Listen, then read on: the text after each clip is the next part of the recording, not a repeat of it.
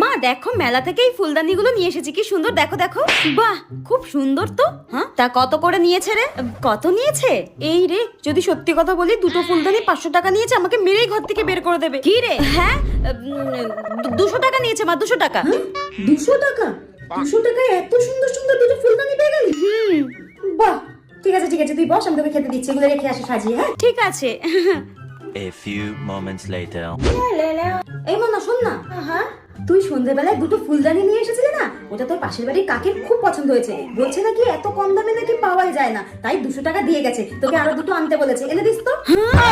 মানে কাকি আরো দুটো আনতে বলেছে? এই রে, কেন যে মিথ্যে কথা বলতে গেলাম, ওটা তো 500 টাকা নিয়েছে, এখন নিজের পকেট থেকে দিতে হবে। আরে কি হলো? হ্যাঁ হ্যাঁ হ্যাঁ, এনে দেবো এনে দেবো এনে দেবো, আমি আরো ভালো ভালো এনে দেবো। মিথ্যে কথা বলার শাস্তি তো আমাকে পেতেই হবে। এনে দিস কিন্তু, 200 টাকা দিয়ে গেছে, ড্রয়ারে রয়েছে, নিয়ে এসে দিস।